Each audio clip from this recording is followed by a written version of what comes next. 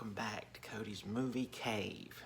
And today we're going to talk about a review and discuss rather a movie that's had it's been in the spotlight a lot lately if you've been following it, and that is Don't Worry Darling. Yep, I'm pretty sure you've heard all the shenanigans going on about this movie's on-set trouble, scandals, bad blood between some of the actors, and it's just been very storied. Just to kind of recap some of what's been going on, Shia LaBeouf was supposed to star in this movie, but it was put out that he was fired, but then he posted a video of the film's director, Olivia Wilde, pleading with him to come back and join the movie that he left on his own volition. And anyway, just lots of trouble. Scandal-wise, it was, told that she was kind of fooling around with the lead actor Harry Styles while she was still married to her then husband, Jason Sudeikis. So yeah, just a lot of mess going around with this movie. And then at one of the film's premieres, one of its events, Harry Styles decides to spit on Chris Pine. Just a bunch of, convoluted crap, pretty much. But anyway, let's get to the movie itself and not all the Hollywood hearsay. It's a thriller set within the 1950s. This couple who is a part of this community, ideal, picture perfect 1950s sort of lifestyle that they're living, perfect life, or so you'd be led to believe. But things are not as they seem, and our lead actress, Florence Pugh, who does a good job in this movie. I'm a fan of hers anyway.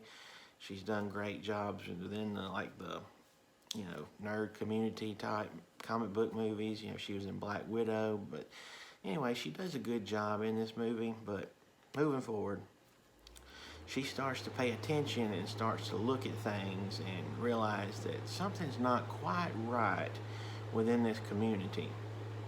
And like I said, Harry Styles makes his acting debut in this movie. He does a decent job, trying to break free from his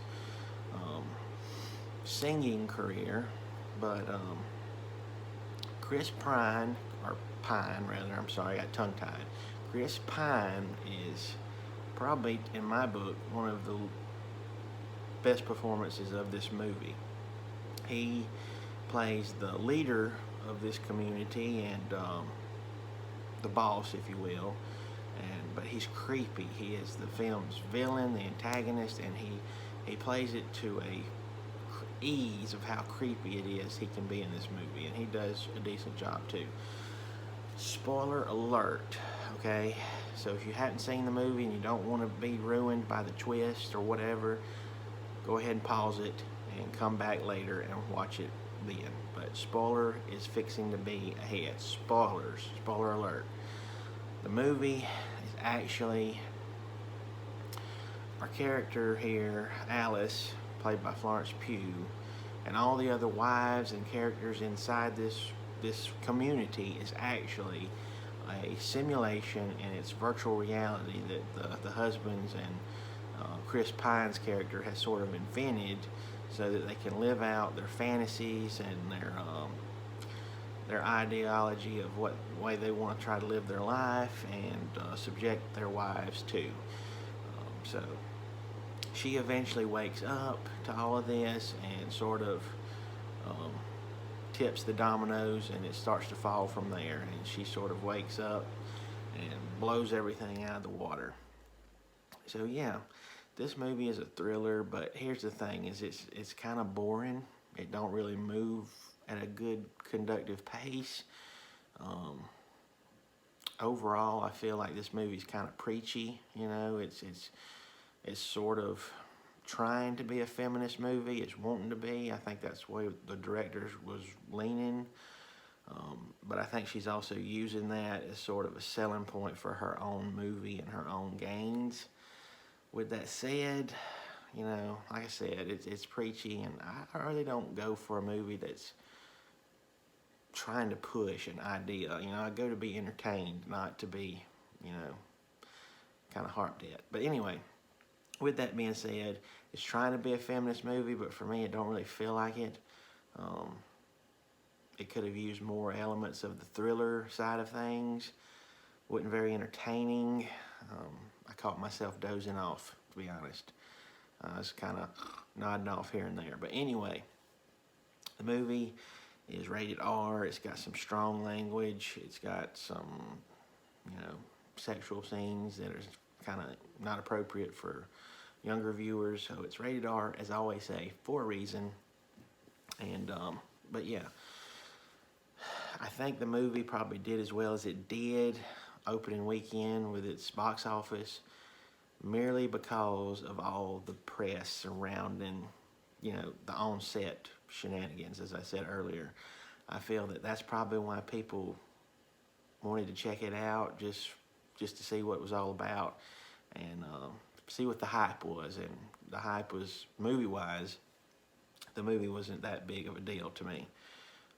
Like I said, it's mostly just the bad press that surrounded the film, and you know what they say, there's no such thing as bad press. All press is good, and this is a good example of that because it did fairly well, considering the movie had I think a $35 million budget, although I don't know how they spent that much money on it, but anyway, $35 million budget, it made, I think, $19 million, so it's close to sort of making its, budget back anyway. And I'm sure after it's run for several more weeks in theaters, it will eventually make back what it cost to make it, and they might actually turn around and profit on it. With that said, not that great of a movie. Not to me, it's not. I think the actors do a fine job, with what they're given. Florence Pugh, like I said, I'm a fan. She's good in pretty much anything, and she's no different in this. She just brings the sort of intense charisma to any of her characters that she plays. So yeah, she's one to watch, I think. A good up-and-coming actress who's I'm paying attention to because she's doing some good stuff. Harry Styles probably needs to stick to singing, but like I said, he does a decent job. The big performance for me was Chris Pine. He played an excellent villain, great antagonist to Florence Pugh's protagonist.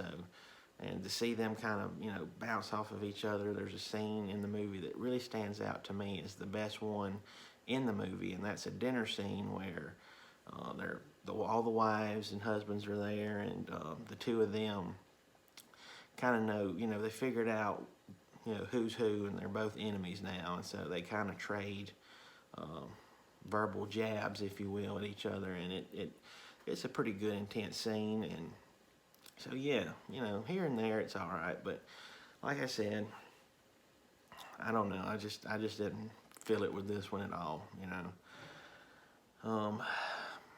So yeah, Don't Worry Darling, it's playing in theaters right now. It's not available to stream yet, but give it a couple weeks. I think it'll be available to stream.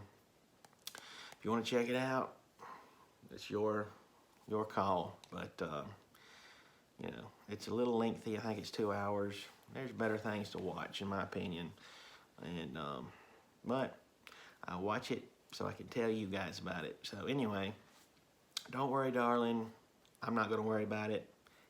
And I think the most entertaining aspect of this whole movie has been the on-set drama and the behind-the-scenes sort of problems that's went on. Anyway, as I always say, this is my opinion. Opinions are like butts. All of them stink. I have it. Focus, right here. Let's have a little drink. Yeah, I will.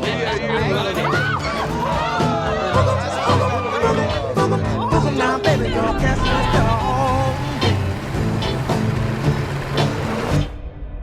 You and me. Always. You and me. Darling, I'm All of you wives, with you all the time. We men, we ask a lot. Can't you see We ask for strength, how to be food at home, a house cleaned, with you all the time? and discretion above all else.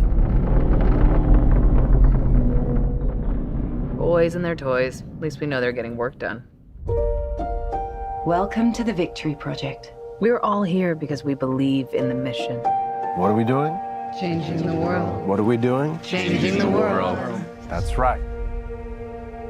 What do you think they're really doing out there? What do you mean? The one thing they ask of us is to stay here. Where it's safe.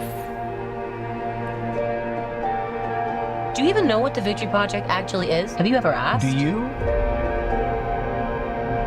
Please. What's actually happening? Stop it, Alice. What if this place is dangerous? What if... No. Jack, it's okay. I'm curious to hear where she's going with this.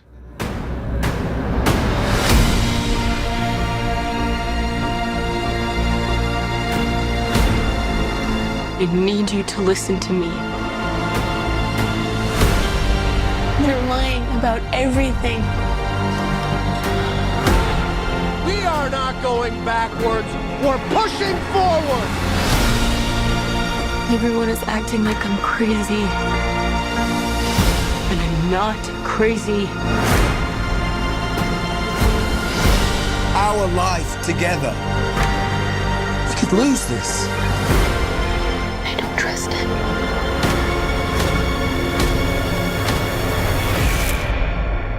And I don't want to be here anymore.